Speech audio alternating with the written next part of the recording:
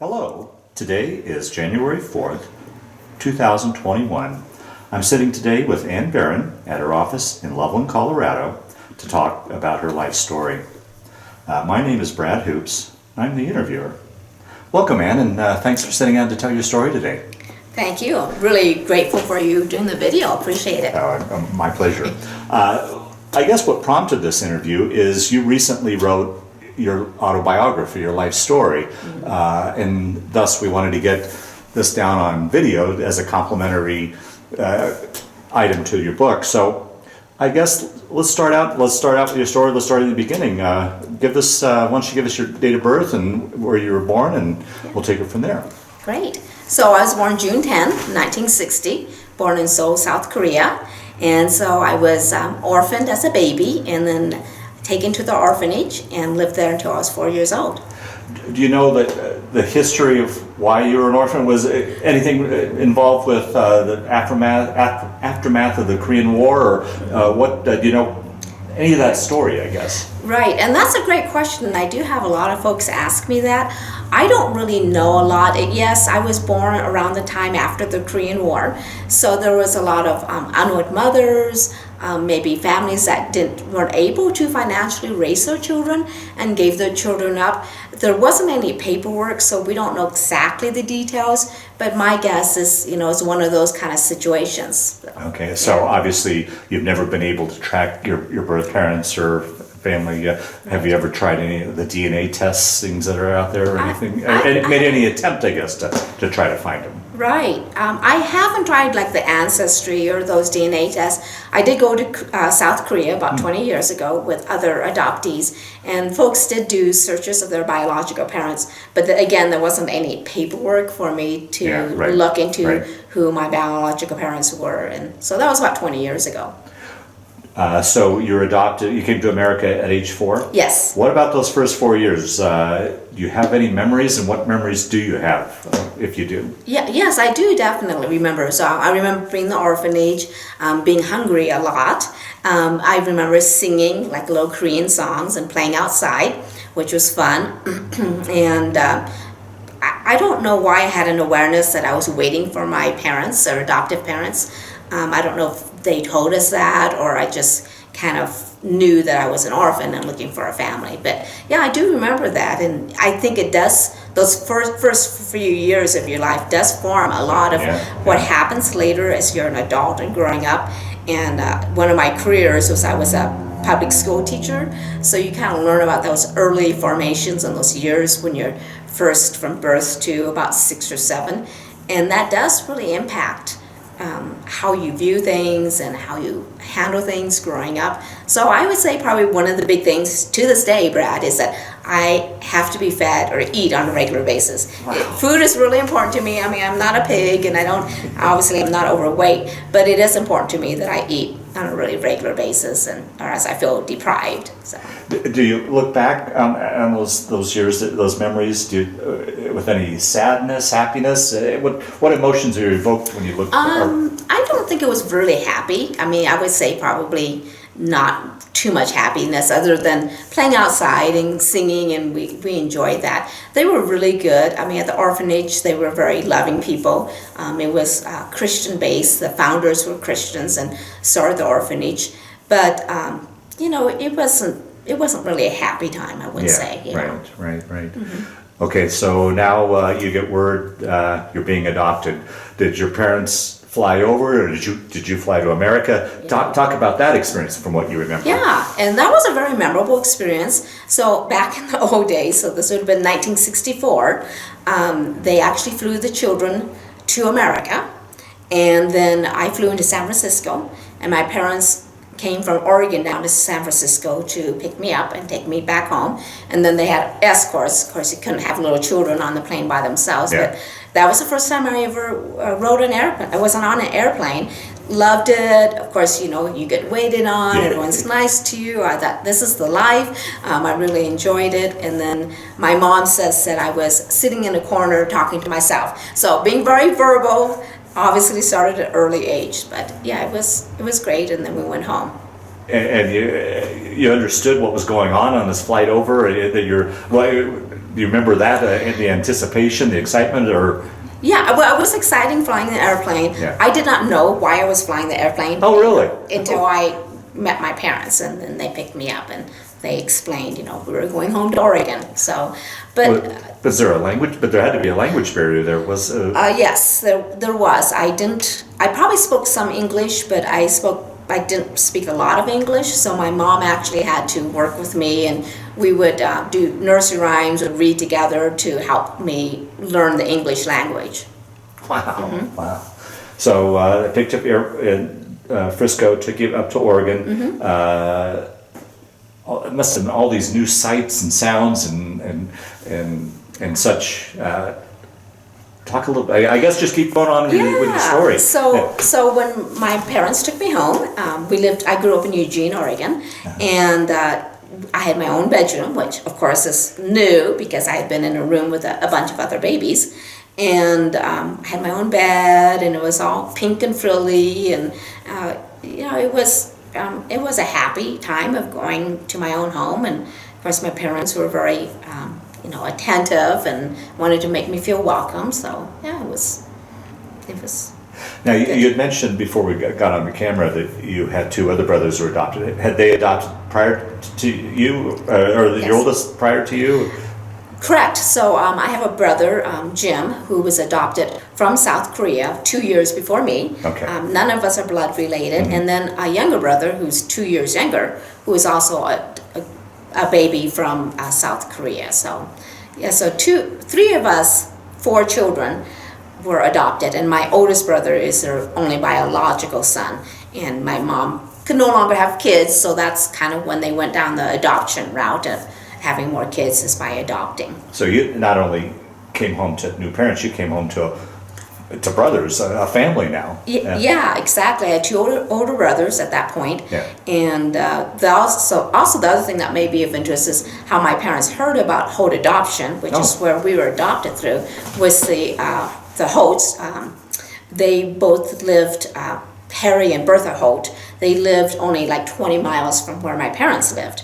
And then they started the orphanage in Korea. So my parents, of course, heard about this. They were all local people, folks that was, I'm sure, in the news. It was a big deal. Bertha and Harry adopted several children themselves, as well as starting the orphanage in Korea. Wow, so you almost kind of had growing up, kind of a community of Korean descendant. Yeah, and that's an interesting point, Brad, because I would say, and I don't blame my parents on this, but they didn't really raise us in the Korean culture or heritage or teach us anything about it. So even though Holt Adoption was headquartered in Oregon, close to us, we didn't really have that much interaction with the adoption agency or with other adoptees. Oh, okay. And I think parents who adopt now do help their kids learn more about the cultural background, but back in those days, my parents didn't. Yeah, and I don't really think it was a bad thing, but I think looking back on it, it would have been nice to learn a little bit more about the Korean heritage growing up. But, that was just how they did it and how they was the best way. But the other families you were talking about, were they local that had adopted as well? I mean, was there, so you and your brothers weren't the only 3, I guess, Korean children in school or the neighborhood, right? Or that is true. There were other adoptees, but I only knew of one other person that went to my school that was also adopted. So there wasn't a lot because the kids were placed all over the United States. Yeah. So even though the headquarters was there, kids that I knew who were adoptees, I only knew of 1 or 2 other families, and they went to the same school that I did. Okay. All right, so now you're in Eugene, Oregon. Take your story from there. What was it like readjusting and what memories do you have of that? So I would say it was not easy adjusting at first. One of the things, it was kind of a funny story, but one of the things was I had head lice when I came. And so my mom had to, disinfect me, which I didn't realize that was not normal. But you think whatever your life is normal. And then I was in kindergarten, and my teacher put me in the desk corner all year long because I could not speak English. So, sorry. So that was kind of difficult, is that I wasn't treated like the other kids, or she did not try to understand, what my problem was, that I could not speak English. So, and kids would tease me. But, it's fine. You live through it. Yeah. Wow.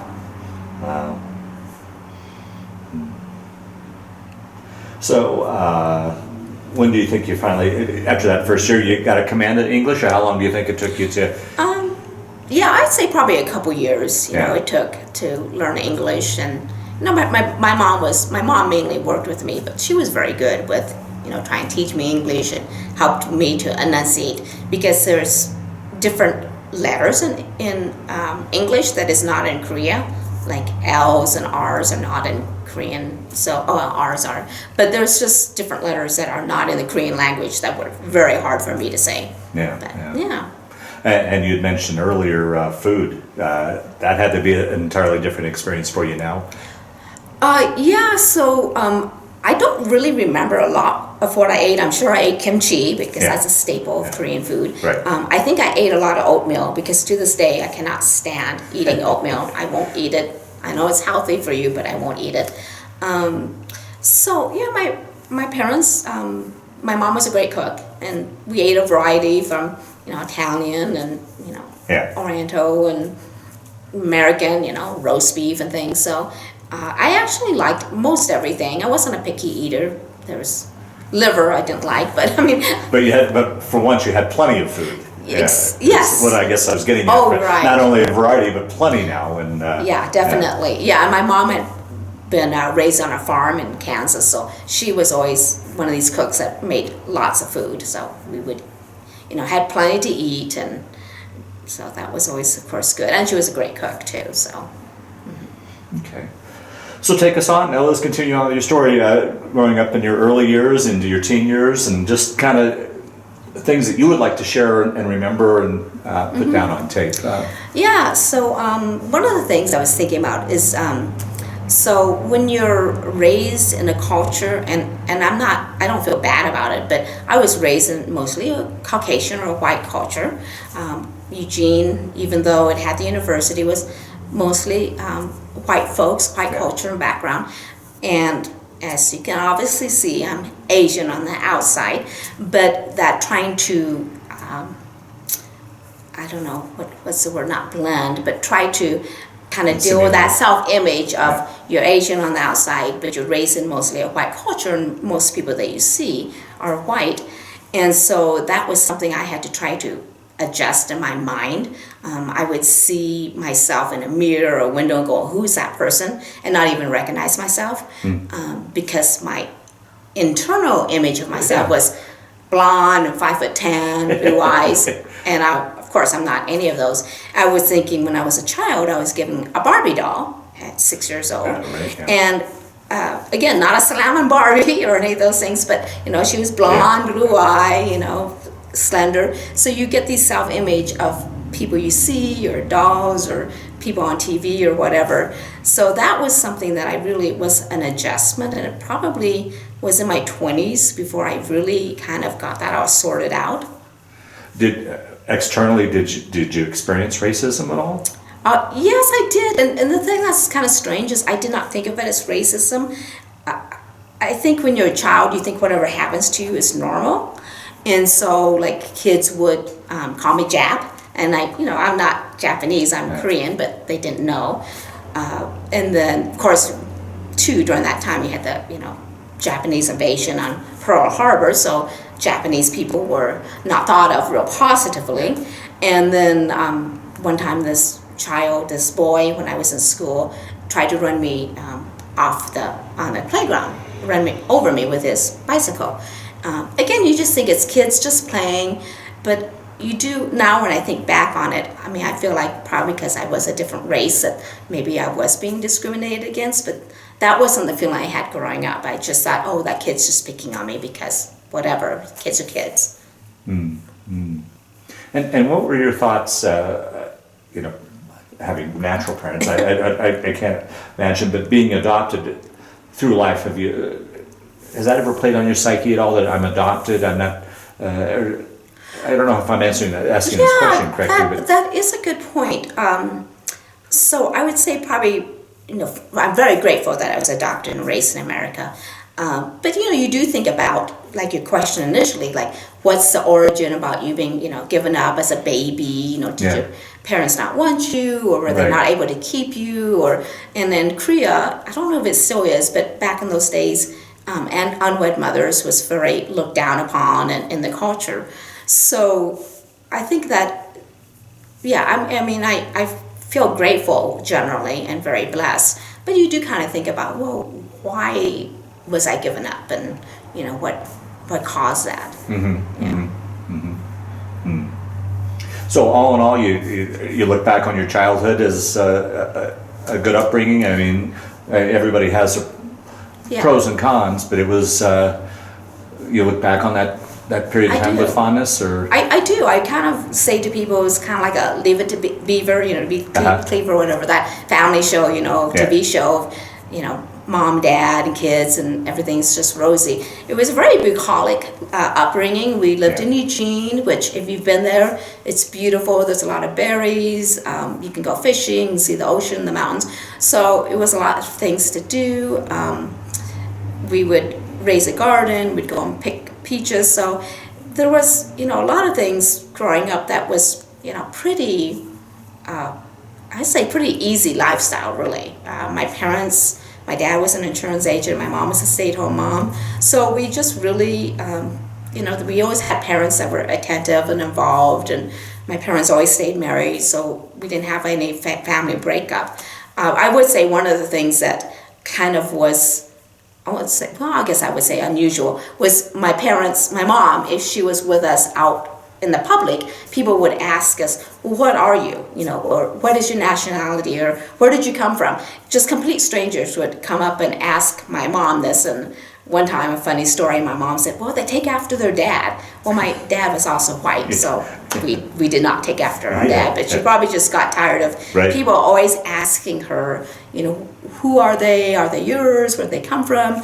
And just complete strangers. That was a question that was asked quite often. In fact, I asked my husband, who is white, did people ever ask you, what's your nationality? What's your background? Where are you from? He said, no. I said, well, that's something we got asked a lot.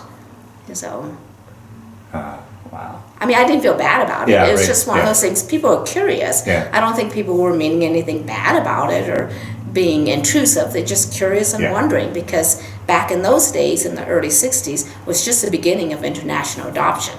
Not very many families had actually done international adoptions before then. Right. So they adopted via Korea because of the headquarters nearby. It wasn't, your dad didn't serve during the Korean War. There was no connection other than that, just the headquarters. Okay. Right, exactly. I think that's how they heard about it. Okay, So you graduate from high school, now it's off to college. Continue with your story. Yeah, exactly. So I actually started working for my dad. He had his own business. He was an insurance agent. So pretty much my whole life, my dad planned that I would work in his office, which I did. I worked there for 6 years. We were too much alike, both very, wanted things done our way, and he was very precise about stuff. So I learned a lot. I learned a lot of people skills and interacting with the public and things like that. But 6 years was very stressful for both of us. So then I did actually go to college after that. Went to a college in Portland, Oregon to obtain a degree in education. And why the interest in education? Why that route? Can you trace that to anything, or just? Yeah, I can trace it to something. So in second grade, when I was supposed to go to third grade the next year, my mom flunked me back to second grade. I really don't still know exactly why. Maybe I was just not a mature student at that point. But so then I was back in second grade repeating it. And which is always, I imagine, regardless of your doctor or not, that's got to be traumatic for any kid. It was hard on me. But because I was a little older than the students that had already gone through second grade, I already knew how to read. And so then I would read to the younger students. And I loved doing that, I enjoyed it. So I was a little bit like a tutor or a mentor to the younger students since I was older and already had gone through second grade. And so kind of from that point on was my love of reading.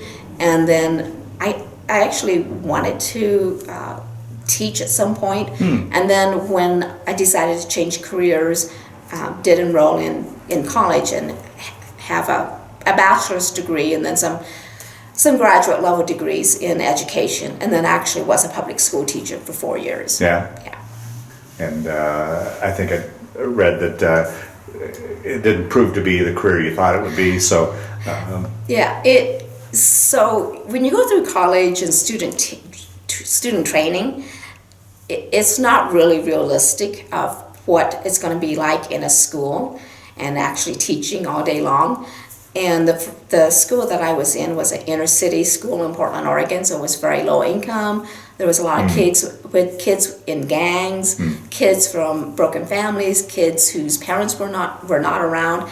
And I had 30 students in my classroom with no help. And pretty much it was kind of like a war zone every day. Kids were cussing and swearing at me. They wouldn't do what they were being told. So it was pretty stressful to it probably didn't help that you're a petite woman, that probably had kids towering over you. Yeah, everyone was taller than me. So I actually have to say, even though it was stressful, it's probably one of the best experiences I had because it makes you grow as a person, find out what your character is, what your core person is. And so you either had to be, firm and stand up to the kids, really, or else you'd get trampled. So then after 4 years, then I went on to work with State Farm Insurance. It looked like a good company, good pay, benefits, all of those things, and was hired and worked there for 12 years. 12 years, uh-huh. And it was a good company, but it was kind of like I was a square peg in a round hole. It was very corporate. They wanted you to follow the rules, not give any input. So it was a good career. It moved me from Oregon to Washington, and then that's how I moved to Colorado. Via State Farm? Yes. Okay. Right. Yeah. Okay. And then where'd you go then from after State Farm? Well, so that's probably one of the big failures, I would say. So I thought that I would start my own business and failed miserably at it. And so basically I had to start from ground zero again to build up my career. So basically I was doing a job that I did when I was 17 years old, which is working as a secretary in an insurance agent's office. Now they call them administrative assistants, but in the old days we called the folks secretaries that assisted the owner, the agent. And so, but you gotta make a living, so. Yeah, sure. Yeah. And how long did you do that then? I did that for a few years, and then around that time, my mom had Alzheimer's pretty bad. So I realized that. Let's see. I think I'm skipping something. Sometimes it's like, okay, you've lived 60 years. I'm not skipping. So my mom had Alzheimer's, and she lived in Oregon. So I realized that she was deteriorating very quickly. So I was able to just move back there and be there for a few months, and then she passed on. Wow, that had to be tough. Yeah. Well, it was sad because you don't ever want to see your loved one pass on, but she was very late stages Alzheimer's. She didn't know our names. She didn't know where she was at. So it was pretty difficult to see her. Well, they say with that disease, you lose them twice, actually. Yeah. Exactly. Yeah, true. And your father was still alive, or had he? My dad actually had passed away. Oh my gosh, how long is it ago?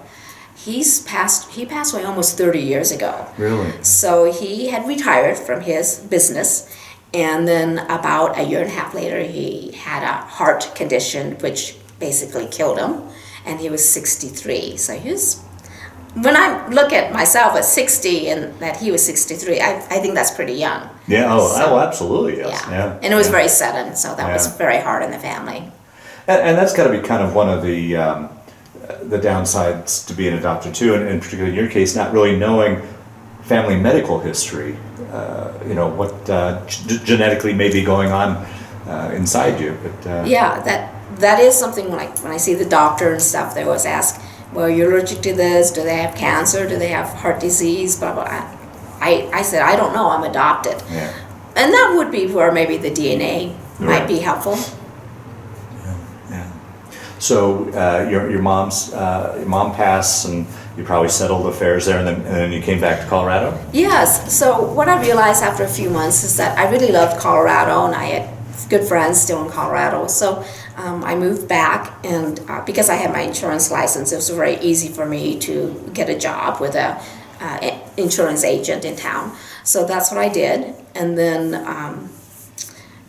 during that time, so I kind of skipped a part, I guess. So about 20 years ago, I got divorced from my first husband, which was a very negative relationship. And then, so when I came back to Colorado about 20 years ago, I don't know, maybe 15. So anyway, came back to Colorado, I started dating my husband, Mike. We were a match success story. And so we've been married almost over 11 years now. Nice. Yeah. Oh, excellent. Yeah, thank you. Yeah. And then career-wise, since I've known you, you've been in kind of back in the entrepreneurial realm again. Talk a little bit where you're at and where that came from. And True. So I was working in insurance agents' offices. I had my insurance license. There was a job opening for an independent insurance agency, which I applied for and was hired. And really enjoyed helping the customers and being more independent and such. But the pay was really quite low. I was more like an employee. So then what happened next was there was an opening at the Loveland Chamber for someone to do membership sales, and I applied for that. And I have to say it was probably one of the most strenuous job hiring processes I've ever been through my whole life. really, yeah. Even worse than applying as a teacher. But anyway, so I was hired, loved it. It was a great job, got to meet a lot of businesses. But you had mentioned, and I read earlier, that it was a strenuous hiring process, but this was something entirely new to you with no background, and so you had that to deal with as well. But obviously, you made it through the process. They saw something in you, obviously. Yeah, it was an area that I had never worked in. I had pretty much most of my career had either been teaching or in the insurance field. So then I did get hired after a long hiring process. But anyway, I loved it, loved meeting professionals, working with businesses. What was your role there? I did sales, basically. Okay. So membership sales, advertising, sponsorship. And it was really a great job, and it opened the door for me to get to know a lot of local businesses. And then there was a new change in leadership, and so I, as well as other staff members, moved on to other things in our life. So then I would say it was kind of pretty much a little bit of a semi-retirement stage for me, kind of figuring out, well, do I want to work for someone else or do another job? And fortunately, my husband is the breadwinner, so I didn't have to run out there and find another paying job. During this time, I ran a networking group for business women called Business Divas, and it was completely free. So it was hosted by women business owners, would host events, and then it would be professional women that would attend the event, and enjoyed it. And again, I ran it for free for 4 years. And then about the end of the four years, kind of, you know how you have that aha moment and you go, oh, maybe I should try this. I thought I could probably start a membership-based networking group for men and women and charge a membership fee. So I talked to my friends, Jim and Pam Ludy, who you might know them. They ran the Johnstown Milliken Chamber for 10 years very successfully. And I said, I think I'm going to start a membership group and start charging a fee. And they said, yeah, we were waiting for when you were going to do that. Oh, really? Yeah. So 40 people attended the first event. I had new members like Eric Whedon and Peggy Calloway, who believed in me and already knew me. And they were like, yeah, we'll join as members. We're all in, and they were very supportive, and my founding members. So that group has been, I founded it over 4 years ago, and it's been running continuously, even through COVID. I was going to ask you how COVID played on all that. Yeah, it definitely had to adjust. At the beginning, I did a lot of Zoom and online meetings. Then as things gradually opened up, I was able to do some small group get-togethers. And then as you know, I started 3 years ago with this awards banquet called Ordinary Extraordinary People Award, which you were one of the wonderful honorees, and really enjoyed that. So really just continue to keep in contact with the members through emails, Zoom, send little greeting cards, phone calls, just to let them know I'm still here and a support if they need that, and also a resource. Do you have any future plans? Anything else in the work in relation to that? Well, so I'm planning on 2021 to do the awards banquet, and then I have done a women's conference every year for 3 years. I did do one, I guess it's now last year in 2020. I was able to do a small one. And then I also launched a website called Shopping NoCo, which you might have heard of. So it's for small businesses to advertise on there, and it's kind of a platform where several businesses can have their website and their contact information in one place. And so that's been fun, and that's been successful. I don't know as far as other things. I guess that's enough. Yeah. Let's talk about your book now. What's the title of your book? It's called Seoul Girl, so it's spelled SEOUL for Seoul, South Korea, which probably people know. And I actually was going to write the book for my 60th birthday, which was in June of 2020. Did not get it accomplished. And then the thought came in my mind is, why not do it as a crowdfunder? Because then it gives me a deadline to have everything finished and published. And then I'm not a natural born writer, so it gives me the push, the kick in the butt to get this done. And if nothing else, it just gets you a way to process your life and what went well, what maybe I learned from it. And that's the other thing I'm really wanting it to be, is like inspirational. Hopefully learn from my mistakes and don't do them yourselves if you can help it. And then just also what it's like to be in a multicultural family and what that kind of life is like, because there's more so now, but there wasn't a lot when I was growing up of kids that were being adopted. So there's a lot of different facets that I hope the book will touch on, and that's what everything you just said is what really prompted you to write it. Is it something you had thought about over the years, or as you said, as you were approaching your 60th birthday, it's like it's time to tell my story, or? Right. I think that the time of turning 60, and then in Asian culture that's a very important birthday. Oh, is it? Yeah. The other thing is that it's a catalyst for you to just process your life and think about, like, okay, what was really good? What lessons did I learn? What were things that maybe I would have done differently? Kind of like that song, What Would I Tell My Younger Self? And so it has been really good. The other thing that has happened that I did not expect is people are now telling me their stories. Oh, okay. Like I'm having people messaging me or emailing me about maybe their parent was also adopted from Korea, or they adopted a son or daughter, and so they have adoptees, I guess, yeah. So they have adopted kids, and kind of what their son or daughter is going through is growing up. Usually they're a different race than their parents. So it's actually quite interesting that these folks that I didn't know that about them, and I've known them for a while as more on acquaintance level, not really close friends. So I think it's opening up that conversation of what that's like being an adoptee, or why they adopted, or what their adoptive child is going through. And their child is not really a child; they're sometimes young adults in their 20s, but what they're kind of dealing with now. So, in the format of the book, obviously you're telling your story, but do you offer advice in conjunction with that? Is that? Yeah. So each chapter I'm looking at like lessons learned type of thing.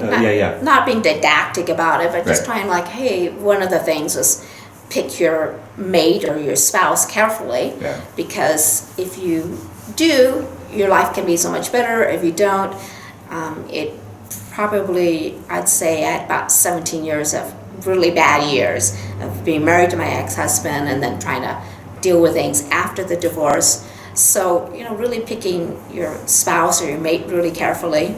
And then the other thing too is like even picking friends carefully, because sometimes you pick friends who want to take advantage of you, or they're not really a friend, they're just a taker, that type of thing. So you want friends who are supportive, and it's a give and take, and they're encouraging and supportive of you.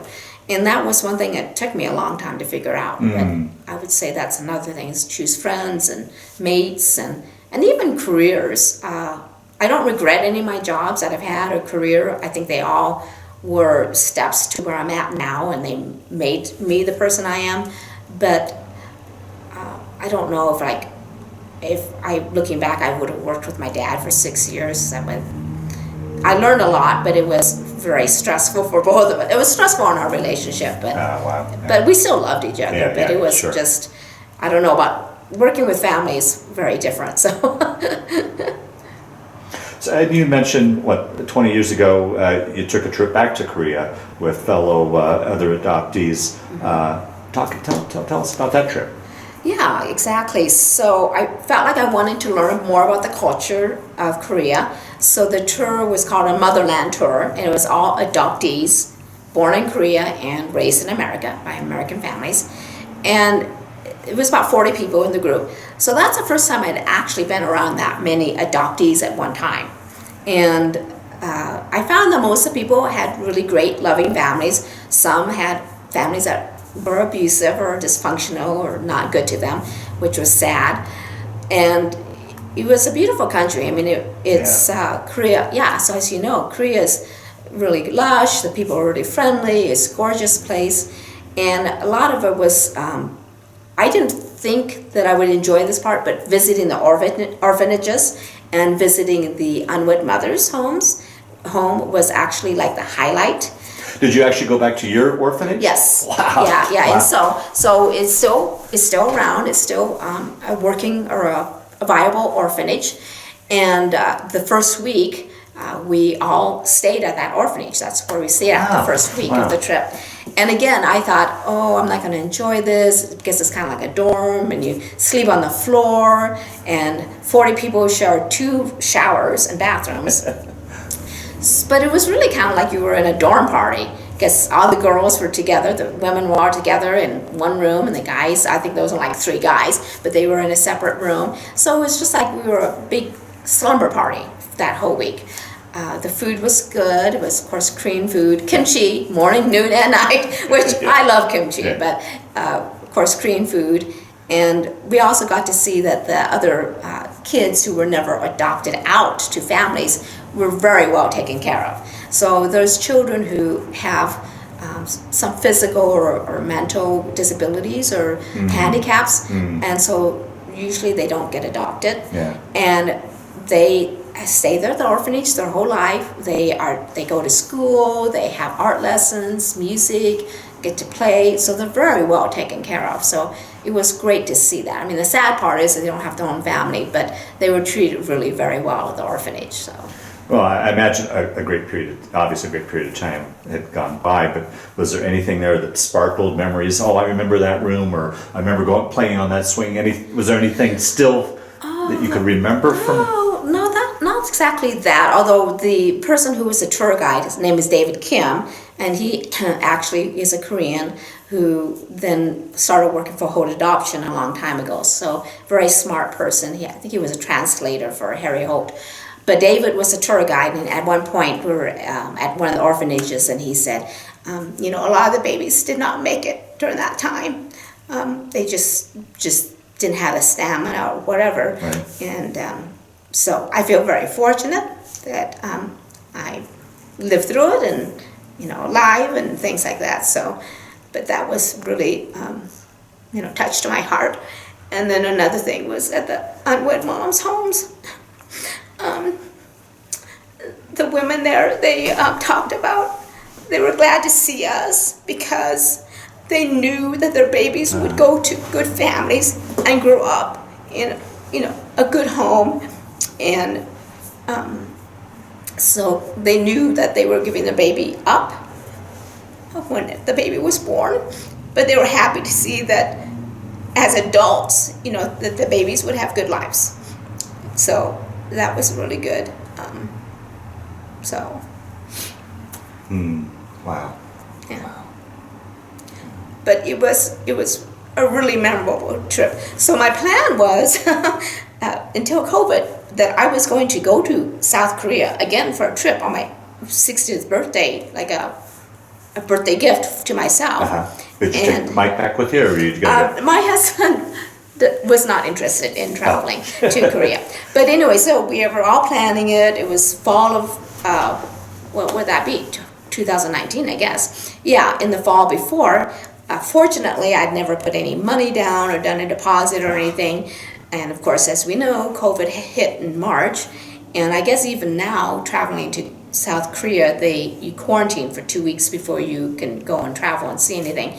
So probably travel there, I'm thinking, I don't know if it would be later this year or next year, this is 2021, 2022. But that is one of my wishes, is to go back and visit South Korea someday again. I loved it. I really enjoyed it. Like one of the things we did on the trip was we stayed with a host family, a Korean family. And the lady was so sweet. The next morning when we were leaving and going back to the group, she was crying because we were leaving. And we only stayed with her one night, but she was so sweet and she was just so loving. So I would like to go back and visit again sometime, hopefully not too far future.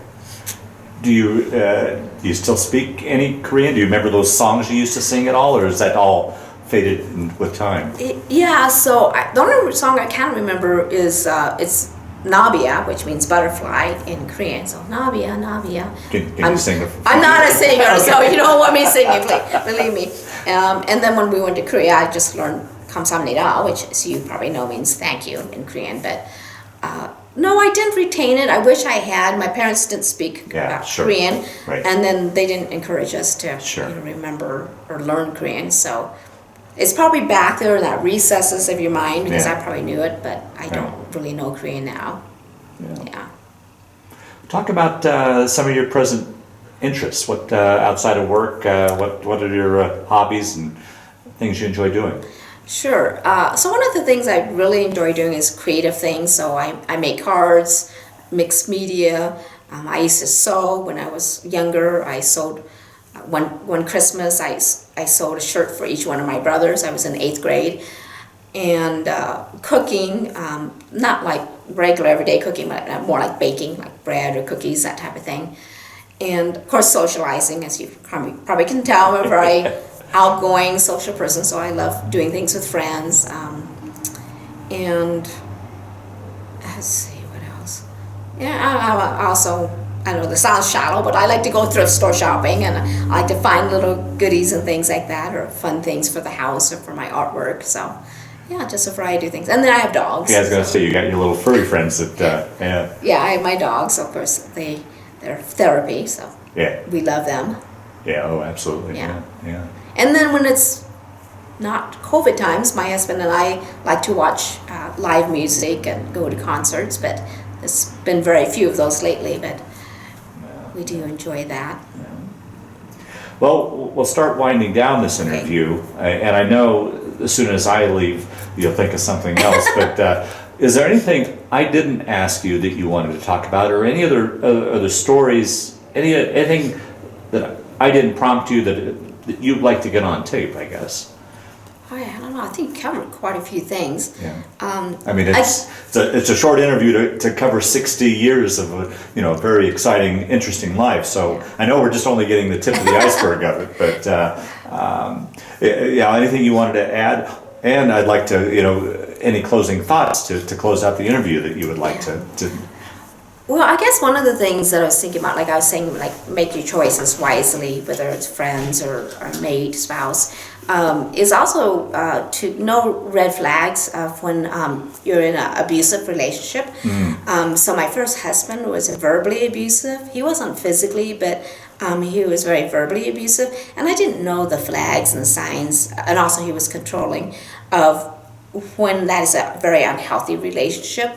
So I think that's like one thing, is just being aware, like if people kind of basically, tell you how much money you can spend or where you can go, what friends you can have, what jobs you can have, how you can dress, a whole bunch of different things.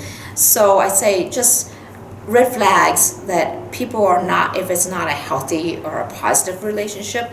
And then again, just choosing wisely. I think in most people's lives, we make really great choices and we make really horrible ones, but if you can make more great choices, I would think your life would be better in the long run. But again, that's what makes you who you are.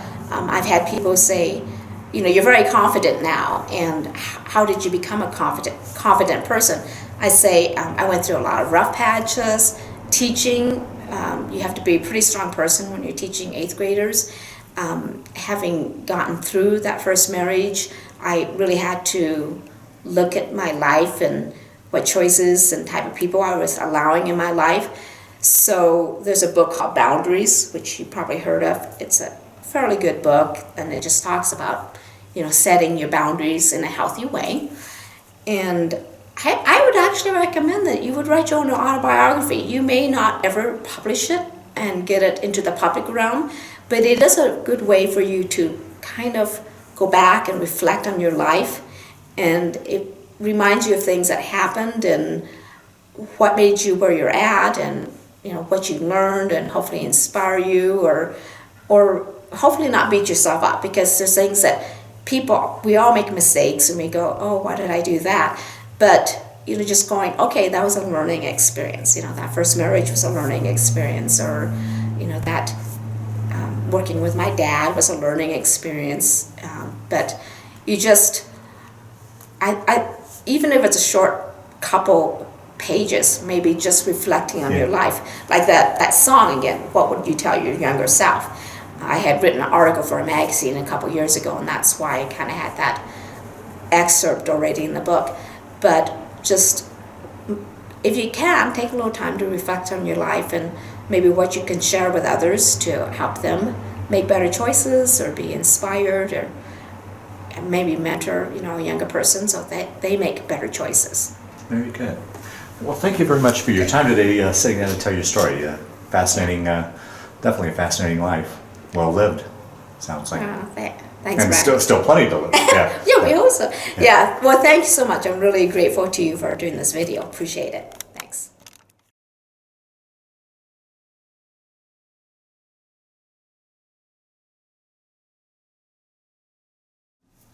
All right, this is a picture of me as a baby when I went to the Holt Adoption Orphanage. And so I was probably just days old, and this is when I was first found and taken to the orphanage. Wow. This is a picture of me when I was 4 years old and before I was going to fly to America. So I was still at the orphanage. So they, as you can see, they had a little number, and then that was my name when I was in the orphanage, was Adela Kim.